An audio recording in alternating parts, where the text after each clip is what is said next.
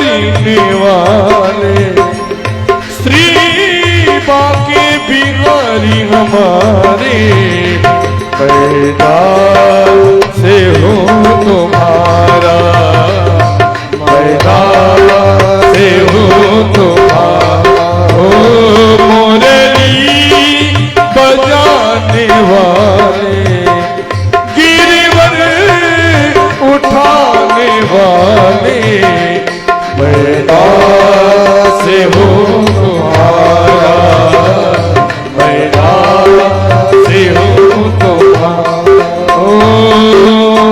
तेरी माया ने प्रभु जग में मुझको खूब नचाया। ओ तेरी माया ने प्रभु मुझको जग में खूब नचाया।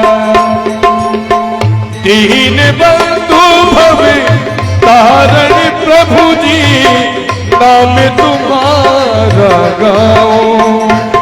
सर्वत्री रमने वाले श्री राधा रमण हमारे पैदा से हो तुम्हारा, पैदा से हो तुम्हारा।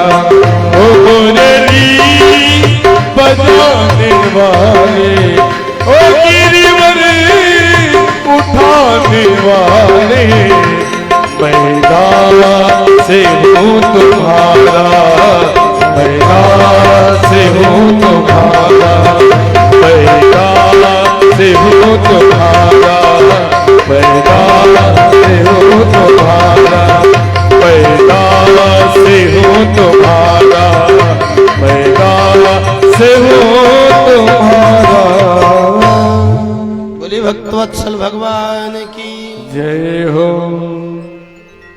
और चौथी बात जो वैष्णव का मोक्ष है, इसको बताते हुए वृत्रासुर ने कहा, भगवन ममोत्तम श्लोक जने सुशक्यम संसार चक्रे भ्रमतः स्वकर्म भी तन्माययात्मात्मज दारगे स्वासक्त चित्तस्य ननाथ भूया। हे भगवान, आपकी माया से मोहित संसार चक्र में भ्रमण करने वाले जीवों से मेरा संपर्क न होने पावे। संसार की माया से ग्रस्त लोभ मोह मत मत्सर में डूबे हुए जो लोग हैं, उनसे मुझे बचाए रखना सरकार। जीव का मोक्ष चाहिए महाराज। इस संसार में न तो माया से आपका संपर्क हो, न मायावी लोगों से आपका संपर्क हो। समझ लेना, आप मुक्त हो गए। अब देखो भाई, 2 बजे कथा शुरू होती है और कुछ फॉर्मेलिटीज करने में 2:30 बज जाते हैं। आप सबके आते आते 3 बज जाते हैं और 5:30 बजे महाराज कथा समाप्त कर देनी है।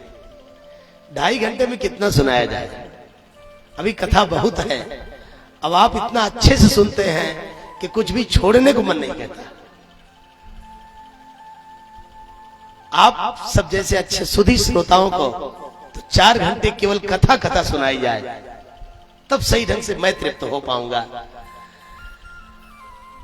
लेकिन फिर भी अब संक्षेप में यहां से सुनना पड़ेगा। वृत्रासुर ने भगवान की इस प्रकार स्तुति करी। अंत में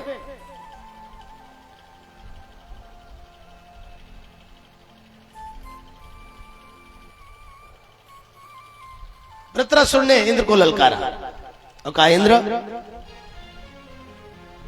आ मुझसे, मार मुझको, युद्ध कर मुझसे।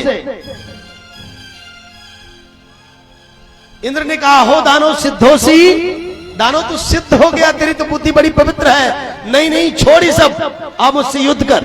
अपने शत्रु पर ध्यान गया तो महाराज वो चेतना गायब हो गई, ललकारने लगा। इंद्र दौड़ा ऐरावत पर सवार होकर के, एक घूंसा मारा वृत्रासुर ने, ऐरावत सहित इंद्र नीचे गिर पड़ा महाराज। उसके हाथ से वज्र छूट गया, मूर्छित हो गया ऐरावत। देवताओं में हाहाकार मच गया, हे भगवान, हमें लगता है वज्र भी काम नहीं करेगा। सारे देवता डर गए। इतने में बंधुओं, अब तो अधर्म की बातें न की जाए, कितना अधर्म बढ़ गया है। और हमारे पूर्वज तो युद्ध में भी धर्म का ध्यान रखते थे। जब कोई शिष्य अपने गुरु के सामने, जब कोई छोटा अपने बड़े के सामने युद्ध करने को उद्यत होता था, तब भी धर्म का ध्यान रखा जाता था। महाराज, हमारे पूर्वज इतने महान थे कि हम लड़ाई झगड़े में भी युद्ध धर्म का ध्यान रखते थे। वो छोटा अपने बड़े के चरणों में, उनके चरणों के पास बाण मारकर पहले उनको प्रणाम किया करता था, तब आमने सामने युद्ध होता था।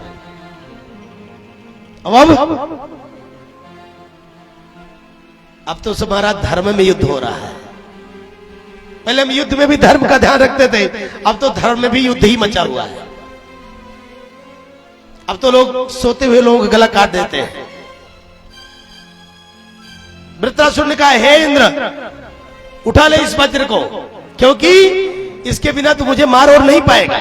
उठा ले इसको, सर मत कर और प्रहार कर मुझ पर। कितना वीर था वृत्रासुर। और उठाया वज्रेंद्र ने, हाथ फेरा ऐरावत पर, ऐरावत की मूर्छा नष्ट हुई और वृत्रासुर की भुजाएं काटने लगे इंद्र। और जब भुजाएं कट गई वृत्रासुर की, तो बड़ा विकराल मुंह फाड़ करके दौड़ा और महाराज इंद्र को ऐरावत सहित निगल गया वृत्रासुर। सारे संसार में हाहाकार मच गया। हे भगवान, जिस बात का डर था वही हुआ। ये मरेगा नहीं। देखो महाराज, ये कथा है, ऐसे इसी भागवत में लिखा है, लेकिन जब तक इसका अर्थ नहीं समझोगे, ये कथा भी समझ में नहीं आएगी, भूल जाएगी। इसका मतलब समझो आप। मतलब यह है कि इंद्र है सत प्रवृत्ति और वृत्रासुर है दुष्प्रवृत्ति। वृत्रासुर है बुराई, इंद्र है अच्छाई। इंद्र है सात्विकता और वृत्रासुर है असात्विकता, पशुता। देखो, आपको बहुधा समाज में ऐसे उदाहरण मिलेंगे कि एक बार आपको लगेगा कि यार देखो, वो आदमी कितना ईमानदार है, कितना संत है, कितना अच्छा व्यक्ति है, फिर भी भगवान विपत्ति पर विपत्ति उसके ऊपर आ रही है। वो देखो, पड़ोसी उसकी जमीन हड़प ले रहा है, उसका मकान ले रहा है, उसका धन छीन ले रहा है, ऐसा लगेगा आपको। लेकिन याद रखना, एक बार ये जरूर लगेगा कि बुराई ने अच्छाई को ढक लिया है, बुराई ने अच्छाई को निगल लिया है, बुराई ने अच्छाई को परेशान करके रख दिया है। लेकिन विश्वास रखना सज्जनों, सत्य परेशान हो सकता है, पराजित नहीं हो सकता है। एक दिन उसका जीतना तय है। अगर भगवान के भरोसे है तो जीतना उसका एकदम तय है। अगर धर्म पर है तो धर्म इस संसार से न कभी मिटा है और न कभी मिटेगा। जो लोग कह रहे हैं, कहते हैं कि हिंदू धर्म तो नष्ट हो रहा है, भैया ये भ्रम है उनका। अरबों अरब वर्ष पहले सनातन धर्म ऐसे ही था और आने वाले कई अरब वर्ष पहले सनातन धर्म ऐसे ही रहेगा। कोई विधर्मी न इसको हिला पाया है, न इसको हिला पाएगा। एक बार चाहे जितना दिखे कि संसार में असुरता का ही बोलबाला हो गया है, होने दो। धर्म हमेशा, सनातन धर्म हमेशा ऐसे ही रहेगा। निकल गया वृत्रासुर, सब त्राय त्राय मच गई।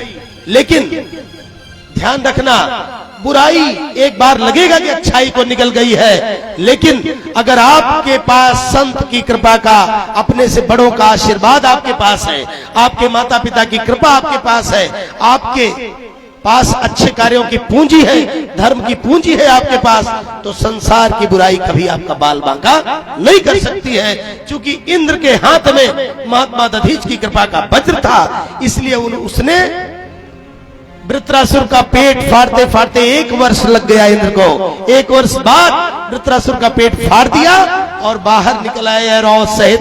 वृत्रासुर का गोविंदाय नमो नमः हो गया, मर गया वृत्रासुर।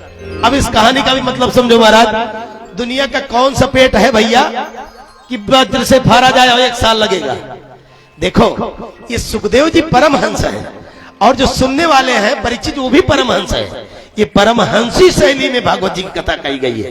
अगर ऐसे ही बांट दिया जाएगा तो आपकी कभी समझ में नहीं आएगा।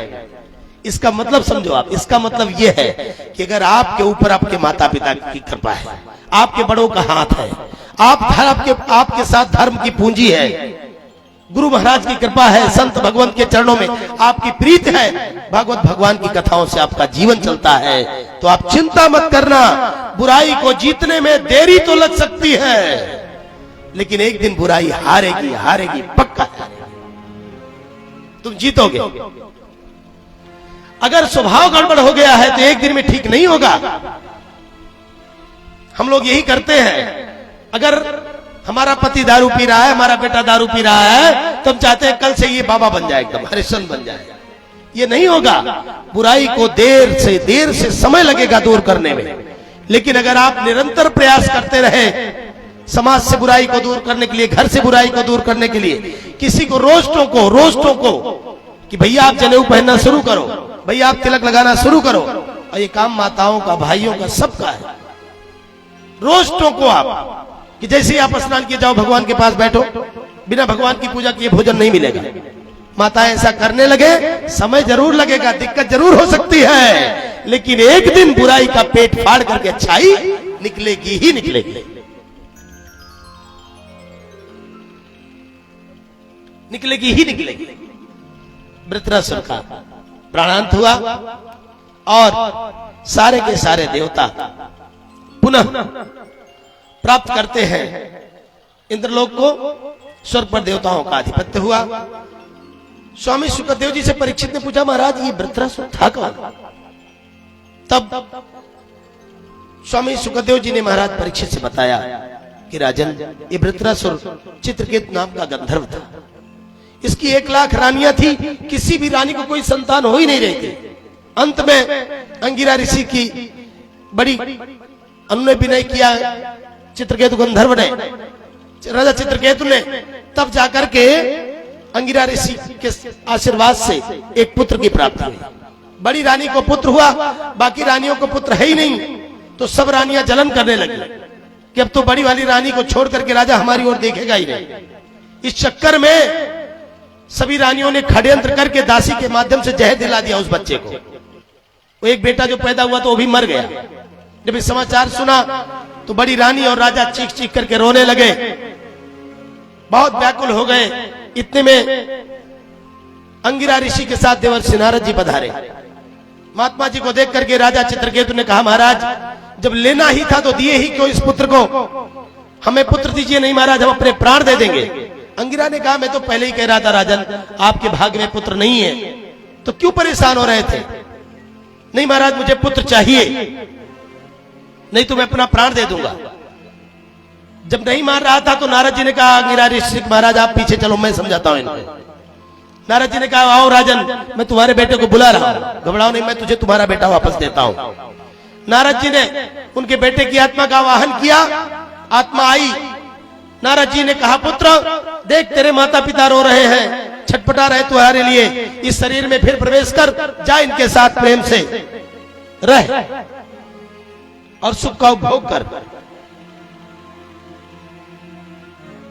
जब नारद जी ने ऐसा कहा तो जीवात्मा ने पूछा, जीवात्मन पश्य भद्रम ते मातरम पितरम चते। हे जीवात्मा देख, ये तेरे माता पिता हैं, तेरे लिए विह्वल है, व्याकुल है, तो इनको सुख दे। तब जीवात्मा ने नारद से कहा, कस्मिन जन्मन्यमी मह्यम पितरो मातरो भवन।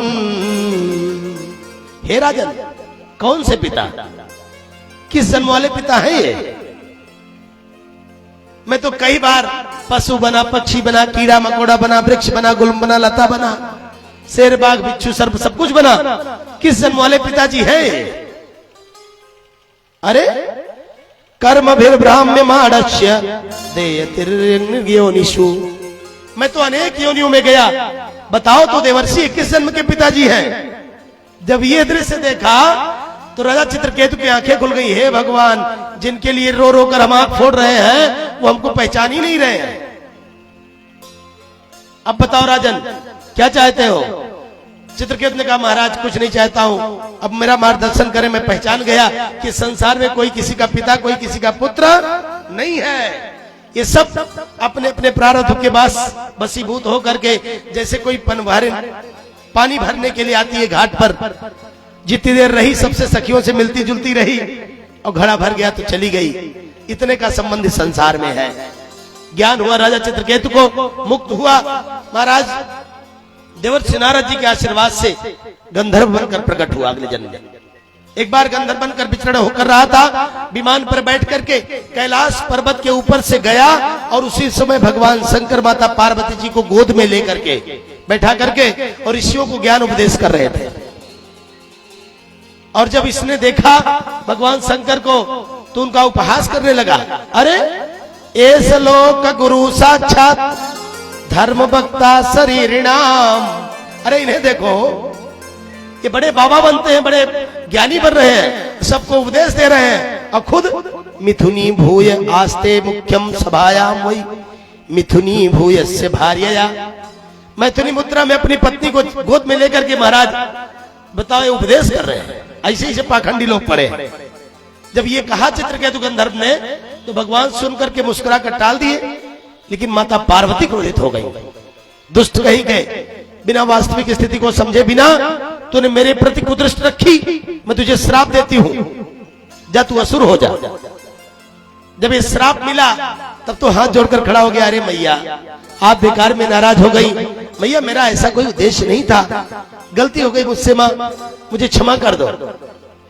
जगत जननी जगदम्बा अंत में प्रसन्न हो गई, उन्होंने कहा जा कोई बात नहीं, तू असुर तो बनेगा लेकिन तेरी चेतना यथावत रहेगी, भगवान के प्रति प्रीति तेरे मन में रहेगी। वही चित्रकेतु गंधर्व वृत्रासुर बना, जिसके कारण असुर बनने के बाद भी उसकी वृत्ति भगवान से जुड़ी रही, इसीलिए उसको वज्र में ब्रह्म दिखाई पड़ रहा था। मरुदगणों की कथा सुनाते हैं। इसके पश्चात बंधुओं परीक्षित ने कहा, महाराज आप कहते हो भगवान समदर्शी है और हमेशा राक्षसों को ही मारा करते हैं, कभी किसी देवता को भी मारे? इतने पक्षपात करते हैं भगवान, आप कह रहे हो समदर्शी है? हाँ हाँ समदर्शी है भगवान। अरे कैसी बात करते हो परीक्षित?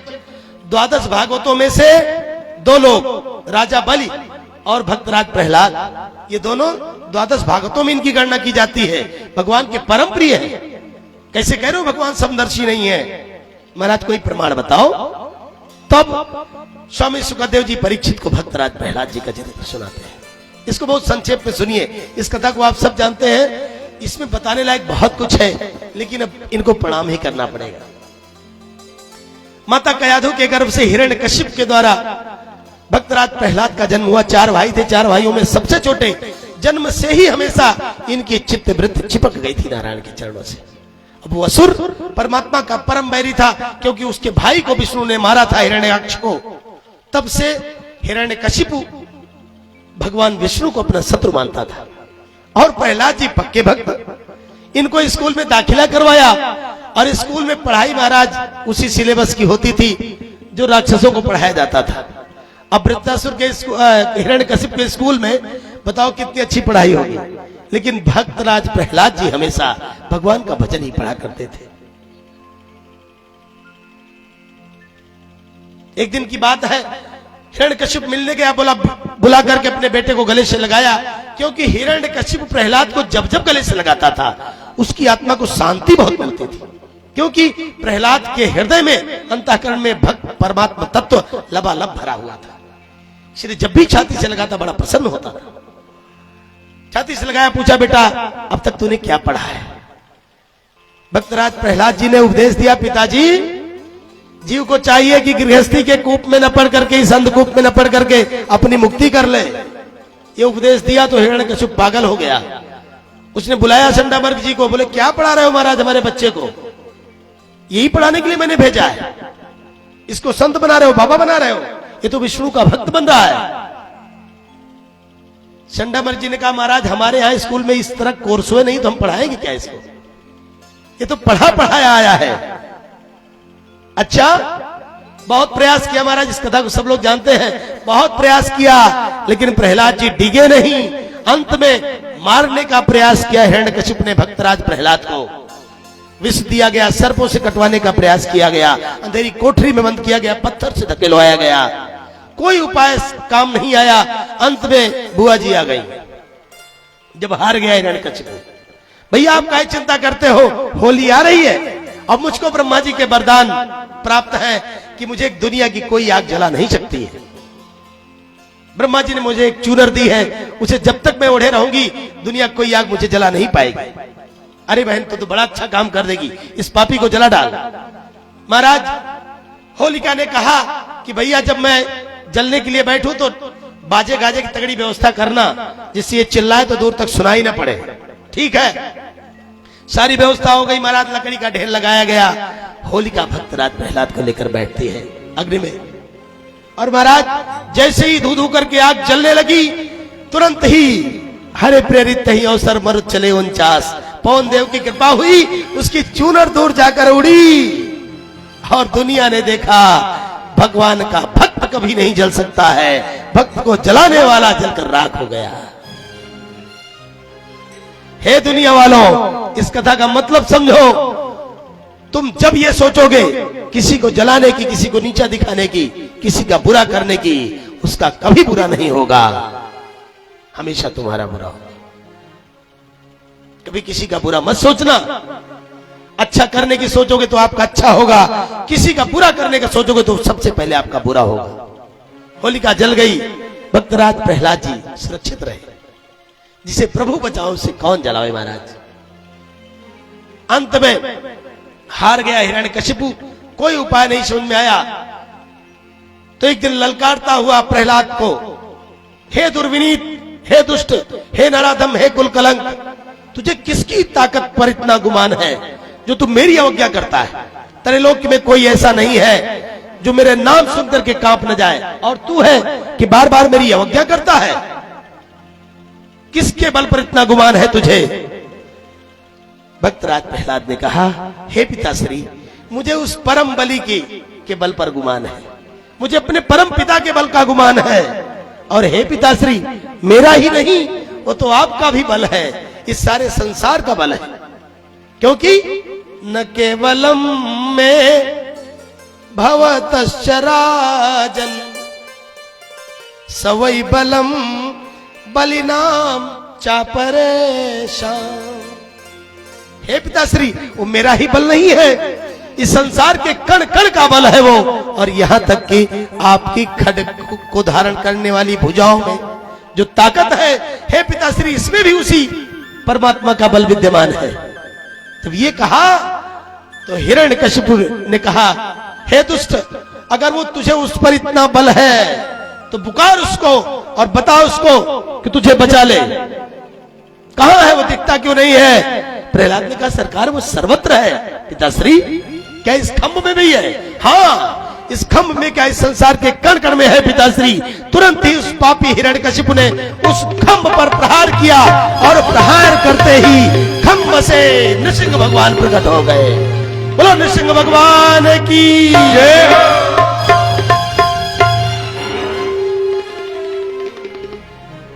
नृसिंह भगवान प्रकट हो गए, अपनी विकराल जीभ को लपलपाते हुए मानो आग से अंगारे बरस रहे हो। बड़े बड़े नाखून, केवल सिर है मृग का, शेष पूरा शरीर मानव का है। बोलो नृसिंह भगवान की, मानो पूरे संसार को सरकार जला डालेंगे। आज हिरण्यकशिप कांपने लगा सरकार का यह रूप देख करके।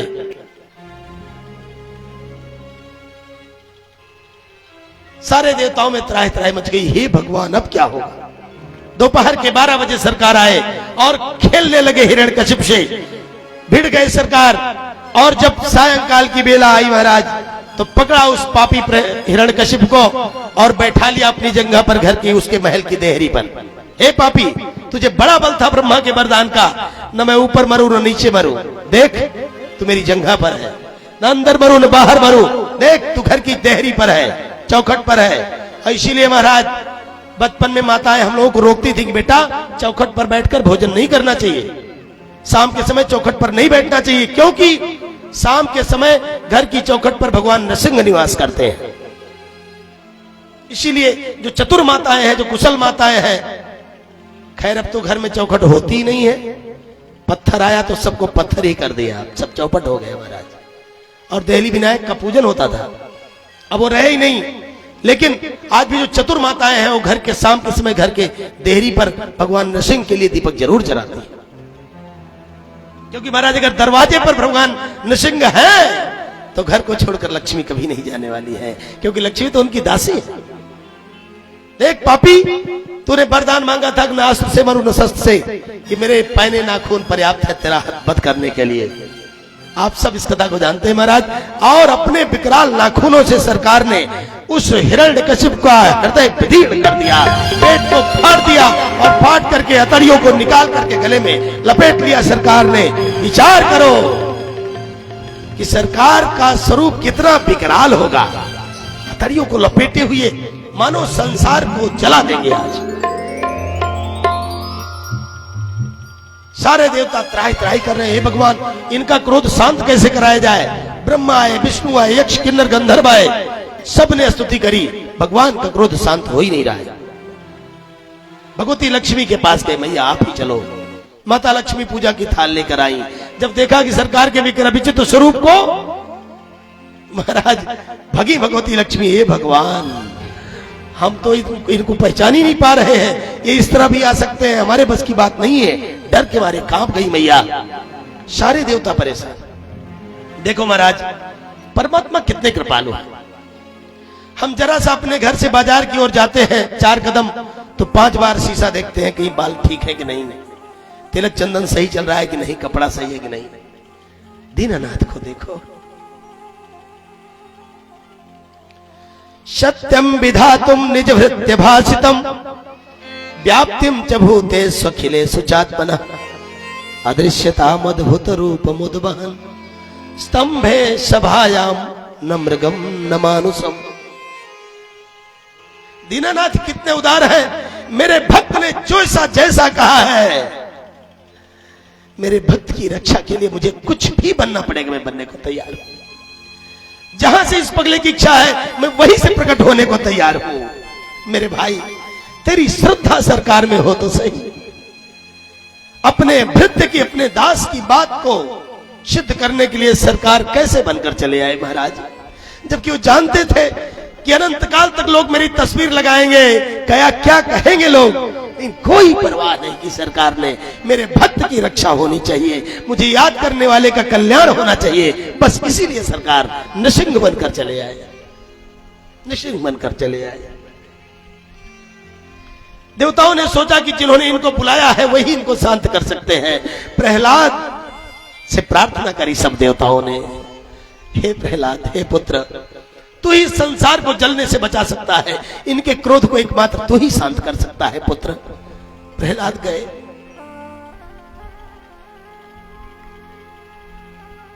और जगन्नाथ के चरणों को पकड़ लिया। भगवान ने जब नीचे दृष्टि करी तो पुत्र प्रहलाद को गोद में ले लिया दीनानाथ ने, और जैसे गाय अपने बछड़े को चाटती है वैसे ही अपनी जीभ से दीनानाथ चाट रहे हैं प्रहलाद। हे पुत्र प्रहलाद, तुम अभूतपूर्व उदाहरण हो इस संसार के कि जिसने मेरे लिए इतने कष्ट सहे हो, वरना था तो मेरा नाम लेने वाले को इतना कष्ट कभी सहना ही नहीं पड़ा। हे पुत्र प्रहलाद, मैंने बड़ा अपराध किया है, मुझे क्षमा कर देना पुत्र, मुझे माफ कर देना प्रहलाद। मेरे आने में बहुत देरी हुई, मैं तुम्हारा अपराधी हूं प्रहलाद, मुझसे बहुत गलती हुई। हे पुत्र, तूने बहुत कष्ट सहे, तुझको छूने में मुझे संकोच हो रहा है। इस कोमल शरीर पर इतने सितम ढाए पापी हिरण्यकशिपु ने, और मैं आया नहीं, मुझसे बहुत बड़ी गलती हुई पुत्र, मुझे माफ कर देना। दो दीनानाथ पश्चाताप कर रहे हैं भक्त प्रहलाद को गोद में लेकर के।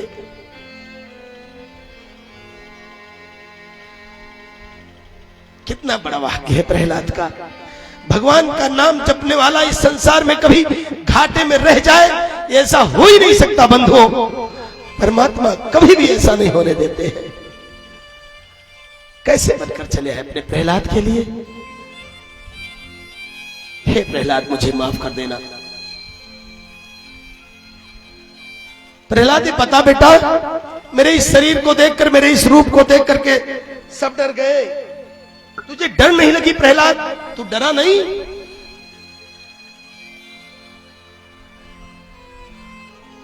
प्रहलाद ने कहा, दीनानाथ, जब जंगल में शेर दहाड़ता है तो सारे पशु डर के मारे भाग जाते हैं, लेकिन शेर का बच्चा तो सिंह के कंधे पर चढ़ करके कूदने लगता है, खेलता रहता है। हे जगन्नाथ, मैं कैसे डरता आपको देख करके? आप तो मेरे पिता हैं, आप तो मेरे भगवान है, मेरे ईश्वर है। शेर का बच्चा थोड़ी डरता है पिताश्री। मैं तो आपका हूं दीननाथ, मैं कैसे डरता? मुझे बिल्कुल डर नहीं लगा। मेरे लिए आपको इस रूप में आना पड़ा सरकार। बहुत कष्ट दिया मैंने आपको, बहुत कष्ट दिया मैंने आपको। नहीं पुत्र प्रहलाद, ये तो मेरा धर्म था। हे पुत्र, मैं तुम पर बहुत प्रसन्न हूं। मांग मुझसे क्या मांगना चाहता है? भक्तराज मांग मुझसे क्या मांगना चाहता है? तो प्रहलाद ने कहा सरकार, मैं कोई व्यापारी थोड़ी हूं, मैंने आपसे प्यार किया है, व्यापार थोड़ी किया है कि आप कुछ दे मुझे, इसीलिए मैंने आपको बुलाया है। अरे सरकार, आपकी कृपा मेरे ऊपर बनी रहे, आपके चरणों का दास बना रहूं, सी मेरे लिए बहुत है। नहीं पुत्र मांग। प्रहलाद ने कहा नहीं सरकार, मैं नहीं मांगूंगा। जब प्रभु ने बहुत जिद किया तो प्रहलाद ने बस एक बात मांगी, हे दीनानाथ, अगर मुझे तो कुछ देना ही चाहते हो तो बस इतनी कृपा कर दो दीनानाथ, यदि राशि में कामान बरांस्तम बरदर्शभ कामानाम हृदय संदोहम भवतस्तु वृणेबरम। हे दीनानाथ, यदि कुछ देना ही चाहते हो तो इतना दे दो कि संसार में किसी से कुछ मांगने की इच्छा मेरे मन में कभी पैदा ही ना हो। बस यही वर दे दो मुझको कि मैं कभी भी किसी से कुछ न मांगू। प्रहलाद पुत्र, तूने मुझसे कुछ नहीं मांगा, चल बैठ पिता के सिंहासन पर, एक मनवंतर पर्यंत तू इस राज का उपभोग कर और इसके बाद तू मेरा नित्य पार्षद बनेगा।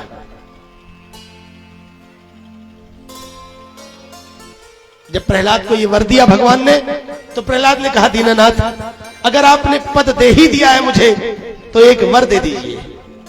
मांग बेटा, मैं तो चाह ही रहा था, क्या वर चाहते हो? तो प्रहलाद ने कहा, हे दीनानाथ, मेरे पिता श्री का जो शरीर आपके सामने पड़ा है, इनकी अधोगति न होने पाए सरकार, मेरे पिताजी की अधोगति न होने पाए। इस कथा को सुनना दुनिया वालों, वह हमारे माता पिता जिन्होंने हमको पाला पोसा, जिन्होंने हमको इतना बड़ा किया, जिस माँ ने अपने कलेजे के टुकड़े के समान तेरी रक्षा किया, अपनी अस्थि से तुझे अस्थियां दी, अपने खून पिलाया तुझको, अपना खून से तुझे पाला, अपना हृदय निचोड़ कर तेरा पालन पोषण किया, तेरे सारे लाड उठाती रही। जिस पिता ने तुझे पाने के लिए कैसी कैसी मन्नतें नहीं मांगी, वो जरा सा हमको क्या बोल देता है भाई साहब, हम झगड़ा करने को तारू हो जाते हैं, मारने को तारू हो जाते हैं, महीनों महीनों बोलचाल बंद हो जाती है। और यहां विचार करो कि प्रहलाद के साथ कितने सितम ढाए उसके पिता ने। उस पिता के साथ प्रहलाद का बर्ताव क्या है कि हे दीनानाथ, मेरे इन पूज्य पिताश्री की अधोगति न होने पावे।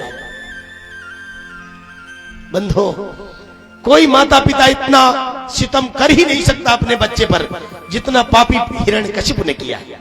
इसके बाद भी पुत्र का धर्म क्या है, हम लोग भी इस कथा से सीखें। और हमारे आपके माता पिता तो कभी इतने सितमगर हो ही नहीं सकते हैं जितना हिरण्यकशिपु था। कभी भी भैया इनका अपमान मत करना, इनका तिरस्कार मत करना। इस संसार के जो सच्चे देवता हैं वो आपके माता पिता हैं। यदि ये खुश है तो तू हमेशा खुशी है, यदि तेरे माता पिता दुखी है तो दुनिया की कोई ताकत नहीं बची है, बनी है जो तुझे सुखी कर दे, तुझे शांति दे दे। भगवान ने कहा प्रहलाद, जिसकी कोख से, जिस कुल में तेरे जैसा भक्त जन्म ले लेता है, उसकी 21 पीढ़ियां पवित्र हो जाती हैं, तेरे पिता की अधोगत कैसे होगी? और हे प्रहलाद, जिसको मैंने गोद ले लिया हो, तेरे पिता को तो मैं अपनी गोद में ले लिया है, और जिसको मैंने गोद में लिया हो, जिसने मेरी गोद में प्राण त्यागा हो, उसकी अधोगत कैसे होगी? प्रहलाद, हे पुत्र, तुम निश्चिंत रहो, जाओ इनकी अंत्येष्टि त्याग करो। इतना कह करके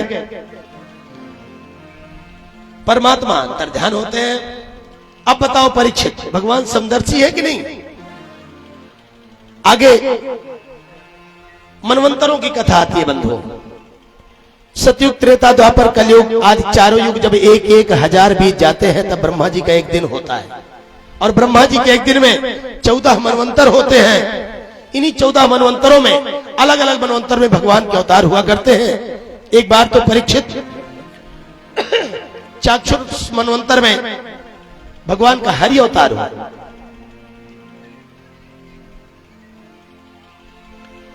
आसीद गिरिवरो राजन त्रिकूट इति विश्रुता क्षीरोदे नावृता श्रीमान योजनायुत मिच्छता। त्रिकूट पर्वत पर एक गजराज रहता था, अपने परिवार के साथ मस्त था। सरोवर में प्रवेश करता है, सरोवर के जल को गंदा करता है, जल में रहने वाला ग्राह पकड़ लेता है, उसके चरणों को खींचता है। परिवार के लोग ताकत लगाते हैं, कोई ताकत काम नहीं आती, क्योंकि संसार रूपी जल का जो ग्राह है, मृत्यु रूपी जो ग्राह है, वो बड़ा बलवान है। यहाँ किसी का जोर चलने वाला नहीं है। अंत में सारे परिवार के एक एक करके बाहर हो जाते हैं, बाहर हो जाते हैं महाराज। अंत में जब कोई शरण नहीं है तो सरकार की चरण शरण ग्रहण करता है, पुकारता है गज। सरकार को भगवान नारायण आते हैं, और जैसे कोई कमल पकड़कर नाल से ही उखाड़ लेता है छोटा सा बच्चा, ऐसे ही कमलाकांत ने गज की सूंड पकड़ करके उठा लिया, जल से बाहर कर दिया। गज को पकड़े पकड़े ग्राह भी बाहर आया, और बाहर आकर के सरकार ने तुरंत ही सुदर्शन को आदेश दिया, ग्राह का गला फाड़ करके गज को मुक्त किया। संतों ने पूछा, महाराज ये कैसे हो गया? बुलाया था गज ने और मुक्ति मिली पहले ग्राह को। भगवान नारायण ने कहा, सुनो संतों, जिसने जो मेरे सहारे है उसको तो तारना मेरी जिम्मेदारी है ही, लेकिन मेरे जो मेरे भक्तों के सहारे होता है उसका उद्धार करना मेरी जिम्मेदारी पहले बनती है। सरकार ने गज को ग्राह से मुक्त कराया। बंधु, ये हमारी आपकी ही कथा है। हम भी इस संसार को गंदा कर रहे हैं। संसार को सुंदर बनाने का प्रयास करो तो निश्चित रूप से हमारा उद्धार होगा, हमारा कल्याण होगा। अब गज और ग्राह को बहुत संक्षेप में आप सुनाया, कभी इनके बहाने अवसर मिला तो विस्तार से सुनाएंगे। और स्वामी सुखदेव जी कहते हैं कि एक बार दुर्वासा मुनि आशीर्वाद रूप में इंद्र को एक माला देते हैं, अपने गले की माला उतारकर इंद्र को पहना दिया। और इंद्र इतना अहंकारी था कि दुर्वासा ऋषि की माला को अपने गज को पहना दिया, ऐरावत को। दुर्वासा ऋषि को लगा कि ये अहंकारी मेरा अपमान कर रहा है, मेरे दी हुई माला का अपमान किया इसने, मेरे प्रसाद का अपमान किया। इसीलिए महाराज ब्राह्मण लोग बताते हैं कि जब कहीं पर आपको कोई प्रसाद मिले तो उस प्रसाद को बड़े सम्मान के साथ तुरंत ग्रहण करना चाहिए। प्रसाद का तिरस्कार कभी नहीं करना चाहिए। इंद्र ने किया, दुर्वासा मुनि श्राप देते हैं कि हे इंद्र, तू बड़ा अहंकारी है, जा तू श्रीहीन हो जा। और महाराज ये बात शुक्राचार्य जी को पता लग गई, और उन्होंने राजा बलि से कहा कि हे बलि, इंद्र की स्त्री समाप्त होकर के सागर में चली गई है, उसे श्राप हो गया दुर्वासा मुनि का। यही मौका है, जब शत्रु कमजोर हो तो चढ़ाई कर देनी चाहिए। शुक्राचार्य जी के आदेशानुसार असुरों ने आक्रमण किया और स्वर्गलोक पर अधिकार कर लिया। सारे देवता भागे भागे इधर उधर छिप छिप करके रहने लगे। एक दिन भाग करके सारे देवता भगवान नारायण के पास गए, प्रभु क्या करें? नारायण ने कहा, देखो भाई, मंथन के द्वारा ही उबर सकते हो इस मुसीबत से। मंथन करो समुद्र का, तब रत्न प्रकट होंगे, उसी से कल्याण होगा। कैसे होगा महाराज? मंदराचल पर्वत को मथानी बनाया गया और वासुकी नाग की रस्सी। मंथन के पूर्व देवताओं ने पूछा, महाराज कैसे कर पाऊंगा? भगवान ने कहा, देखो असुरों से मिलना पड़ेगा। ना ना महाराज, हम तो नहीं जाएंगे उनसे कहेंगे। हमारे आपके भी जीवन में ये बात अक्सर होती है कि दो भाई हैं, एक भाई के यहाँ भागवत कथा हो रही है तो दूसरा भाई कहता है कि चाहे जोन हो जाए, हम दुश्मन के यहाँ चला जाओ लेकिन उनके द्वारे न जाओ। कहते हैं कि नहीं? बताओ, ऐसे भी मूर्ख लोग पड़े महाराज। देवताओं ने भी यही कहा कि कुछ भी हो जाए महाराज, चाहे समुद्र मंथन हो चाहे ना हो, हम उनसे तो कहने नहीं जाएंगे। तब भगवान नारायण ने कहा कि भैया तुम्हारी मत मारी गई है, तुमको जाना चाहिए। अगर नहीं जाओगे तो कभी भी समुद्र मंथन हो नहीं सकता है। अच्छा तो क्या करें?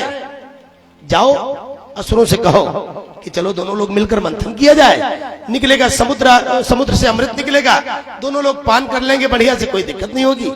अमर हो जाएंगे तो चाहे रोज लड़ेंगे, कोई चिंता नहीं, कम से कम मरेंगे तो नहीं। गए देवता लोग, जाने को तैयार नहीं हो रहे थे। फिर समझाया भगवान ने नीति की बात। अरयोपि संधेया सतिकार्यार्थ गौरवे अहिमूसक वद्देवा ह्यर्थस्य पदवीम गतई। अगर श्रेष्ठ कार्य को करने का संकल्प मन में हो तो शत्रु से भी संधि कर लेनी चाहिए। अगर आपको बड़ा काम करना हो तो शत्रु के भी से भी संधि करने में महानता कही जाती है। शत्रु को भी मिलाकर काम बना लेना चाहिए, नीति कहती है। देवता लोग गए और असुर लोग तैयार हो गए। महाराज मंथन शुरू हुआ। मंथन में आप सब जानते हैं ये 14 रथ निकले।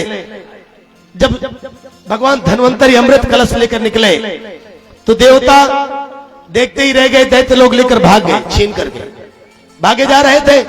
देवताओं ने प्रार्थना करी भगवान नारायण से कि प्रभु गजब हो गया, बड़ी मुश्किल से मिला, वो भी लेकर चले गए, अब क्या करें।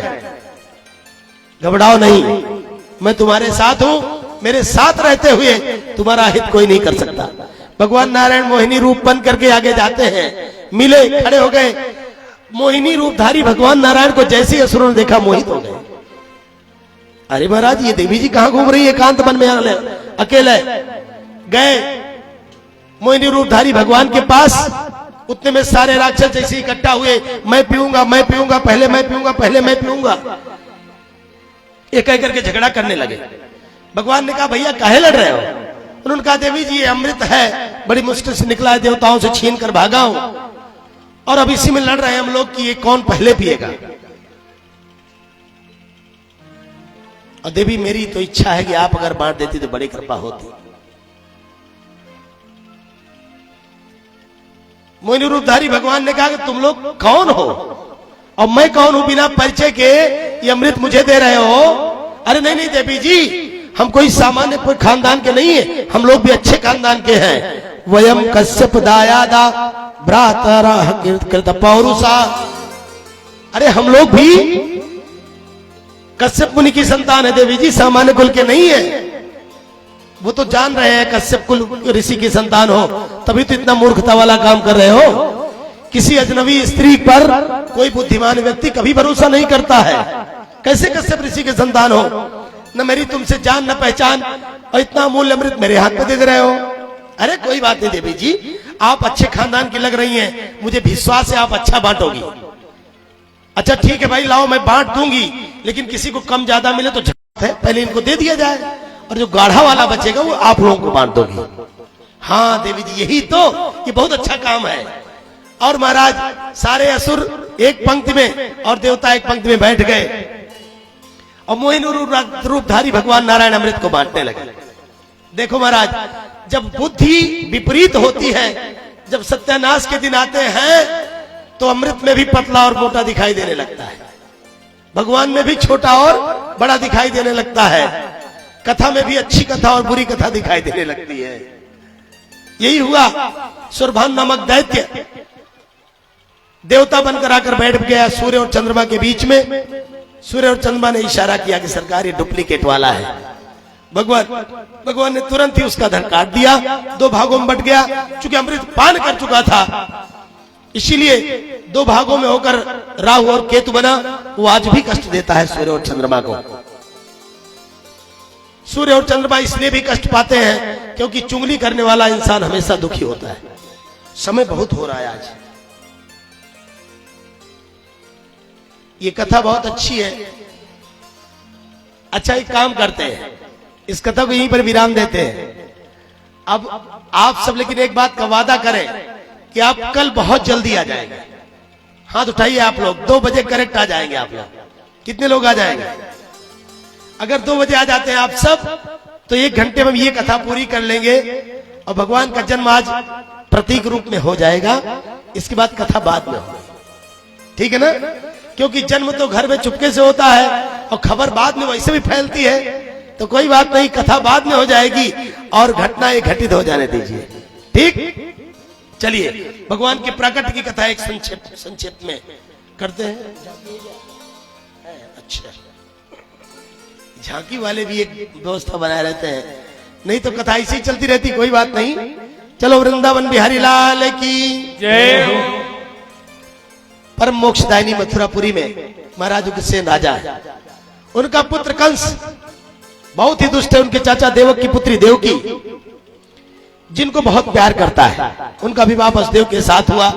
विवाह करके जब चलने की बारी आई तो पापी कंस, इसने अपने पिता को कारागार में डाल दिया था, खुद राजा बन गया था। प्रजा की हमदर्दी प्राप्त करने के लिए उसने देवकी का रथांकना शुरू किया।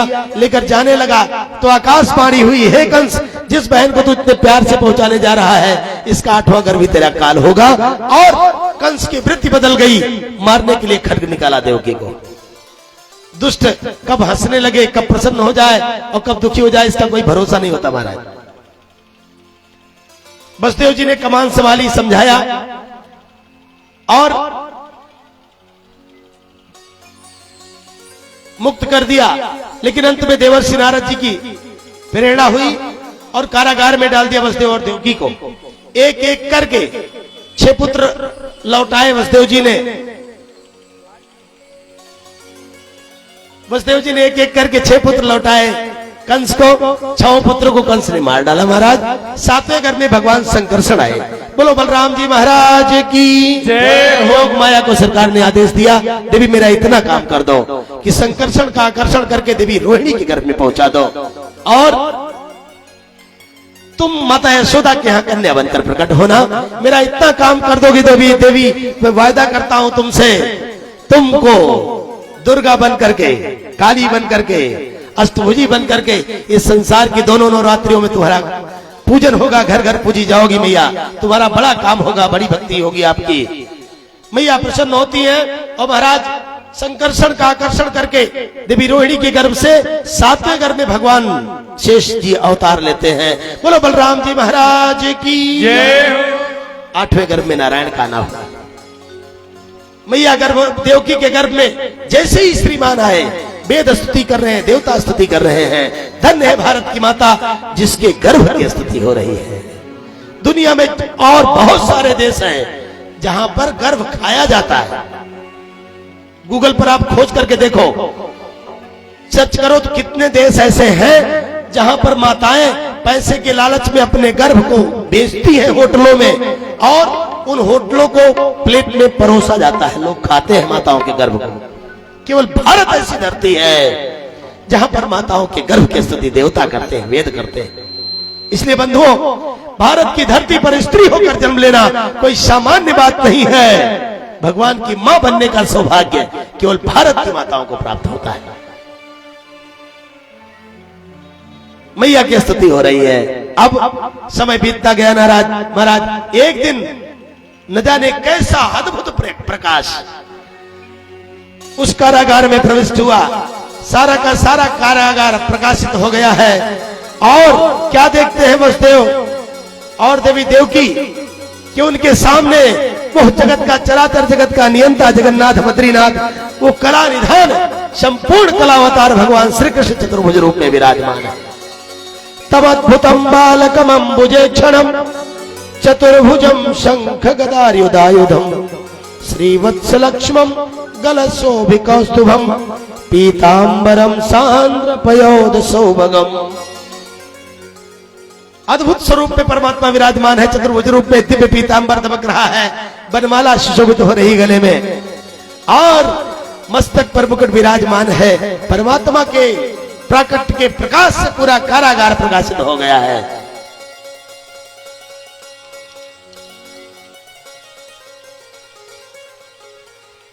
भगवान नारायण का दर्शन करके वसुदेव और देवकी फूले नहीं समा रहे हैं। अब देखो बंधुओं, भगवान सामने है, लेकिन मैया देवकी कह रही है कि हे स्वामी, मैंने इस रूप में आने के लिए थोड़ी कहा था, मेरी तो गोदी का श्रृंगार बन जाओ सरकार। मैं अपनी गोदी में अपना स्तन पान कराऊं तो इसका वर मांगा था मैंने। देखो बंधुओं, माँ इतना प्यार करती है अपने बेटे को कि भगवान को भी स्वीकार नहीं कर रही है, केवल अपने गोदी के श्रृंगार को प्यार कर रही है। ऐसा बेटा जब उसके कारण उसकी माँ रोती है महाराज, तो उसके एक एक बूंद आंसू से पुत्र के जन्म के सारे पुण्य भस्म हो जाते हैं, सारे पुण्य भस्म हो जाते हैं। वो माँ जो भगवान से बढ़कर अपनी संतान को मानती हो और उस संतान के कारण अगर उस माँ की आंख में आंसू आए तो पुत्र कभी सुखी नहीं रह सकता है। भगवान छोटे बन गए और जब छोटे बने तो अपने स्तन का पान कराया माता देवकी ने, छाती से चिपका लिया उस संसार के श्रृंगार को और अपने भाग्य की सराहना कर रही है। इतने में धर्मशील धर्मात्मा वसुदेव जी ने कहा, हे देवी अब इस श्रृंगार को दे दो, सरकार को दे दो, यशोदा के यहां पहुंचाना है। भगवान ने सब समझा दिया था, मैया बिल्कुल चिंता मत कर, तू पापी कंस के दिन पूरे हो गए हैं। पिताश्री इतना काम करना कि मुझे मामा के वहां नंदराज जी के यहां पहुंचा देना, मैं मामा की दवाई कर दूंगा, घबराओ नहीं मैया, प्रसन्न हो जाओ। वसुदेव जी लेकर जाते हैं। ये कथा बड़ी अच्छी है लेकिन अवसर कम है। लेकर जाते हैं। देखो महाराज नंदराज जी के यहां सब सो रहे हैं, गोकुल में सब सो रहे हैं। परमात्मा कितने कृपालु हैं, कहां तो जन्म जन्म तक जागने वालों के ध्यान में भी नहीं आते हैं और कृपा करते हैं तो सोने वालों के यहां भी सरकार अनायास ही पहुंच जाते हैं। सो रहे वसुदेव जी नंदराज जी और पहुंच गए वसुदेव जी लेकर के। बगल में सोती हुई योग माया को उठाया, सरकार को पढ़ाया, चले आए। जब कारागार में आए सब बंधन बंध गए फिर से पूर्व की तरह। और जब रोने की आवाज सुनी पहरेदारों ने तो जाकर पापी कंस को खबर दिया। वो आया और जब लाला के स्थान पर लली को देखा तो उसने सोचा कि उस छलिया ने जरूर कोई छल किया है, लेकिन उस पापी कंस ने माना नहीं। योग माया को भी उठाकर शिला पर जैसे ही पटकना चाहा, वह योग माया, वह सर्वेश्वरी जगदेश्वरी अखिलेश्वरी अंबा परांबा जगदम्बा त्रैलोक की अधिष्ठात्री मातृशक्ति भगवती दुर्गा आसमान में जाकर के अष्टभुजी रूप में विराजमान होकर कहती है, हे पापी कंस, मुझे मारने से तुझे क्या मिलेगा, तुझे मारने वाला तो कहीं प्रकट हो चुका है। बोलो दुर्गे मैया की जय। अभिधर महाराज यशोदा जी की निद्रा टूटी, देखती है लाला हुआ है।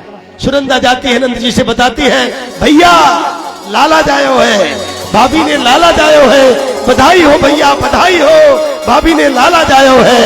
हे गौरीगंज की धरती के सभी लोगों, मैं आपको भी कृष्ण जन्म की बधाई देता हूँ। बहुत बहुत बधाई हो आप सबको। आप सबके आने आंगन में गोविंद आया है, आप सबकी गोदी का श्रृंगार आया है। आज के बाद गौरीगंज की धरती पर किसी माता की गोद सुनी न रहे, ऐसी हम प्रार्थना करते हैं परमात्मा से। आइए अब हम लोग नंद जी के यहाँ आनंद हो रहा है, परमानंद हो रहा है, उस नंद महोत्सव में शामिल हो। प्रयास करेंगे कि जो कथाएं छूटी हैं इन्हें पूरा किया जाए। जय श्री राधे, जय श्री श्याम। ओ नंदी घरिया नंदी भयो, जय कन्हैया लाल की। नंदी घरिया नंदी भयो, जय कन्हैया लाल की। नंदी घरिया नंदी भयो, जय कन्हैया लाल की। नंदी घरिया नंदी भयो, जय कन्हैया लाल की। जय कन्हैया लाल की, जय यशोदा लाल की। जय कन्हैया लाल की, जय यशोदा लाल की। ओ जय कन्हैया लाल की, जय यशोदा लाल की। जय कन्हैया